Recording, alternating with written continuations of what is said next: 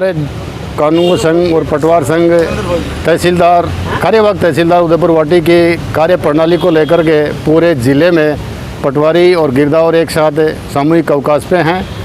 उनकी हठधर्मिता है कि पटवारियों को इधर से इधर करना, ट्रांसफ़र करना, किसी को नोटिस देना, उसके विरोध में पूरे ज़िले के उनकी आज कलेक्टर साहब को ज्ञापन दिया था 22 तारीख को, उसके बाद भी कोई कार्रवाई नहीं हुई।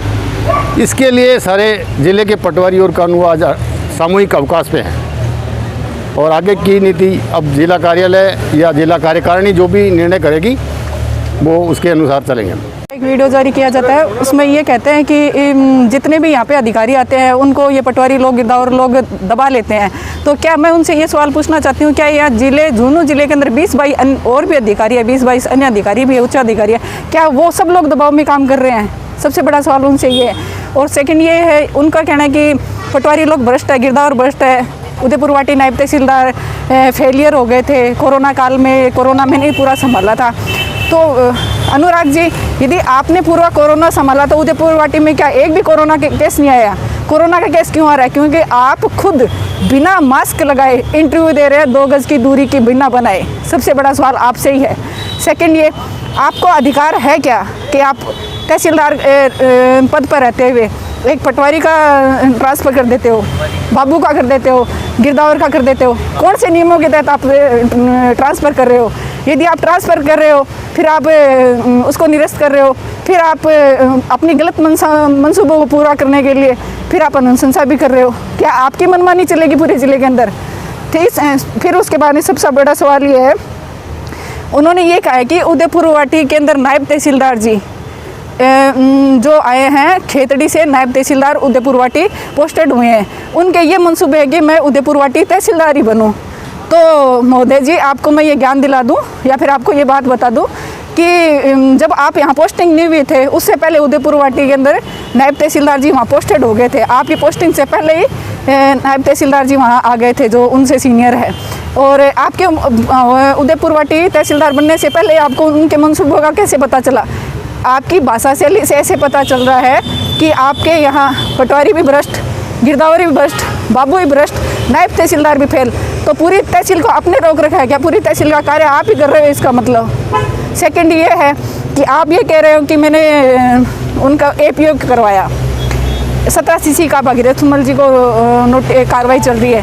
तो महोदय जी, क्या आपने कारण बताओ नोटिस दिया था पहले? आपने तो अपने मंसूबों को पूरा करने के लिए डायरेक्ट 17 CC चलाई, क्या ये प्रावधानों में है?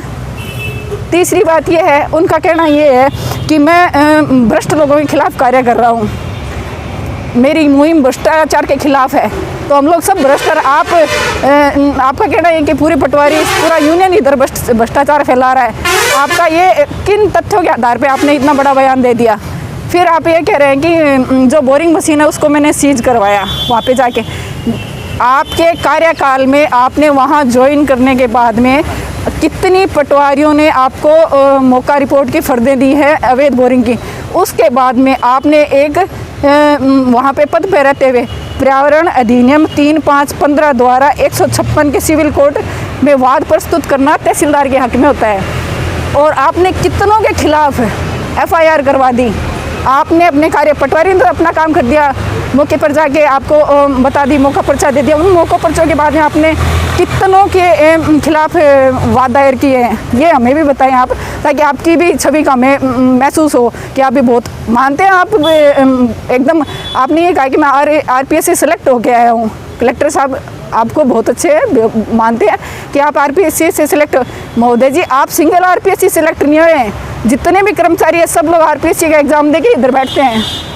और अब जो नई युवा पीढ़ी आई है तो 2-2 पटवारी 2-2 एग्ज़ाम दे के फिर RPSC के फाइट करके फिर यहाँ पे बैठे हैं। किस बात का गुमान है आपको?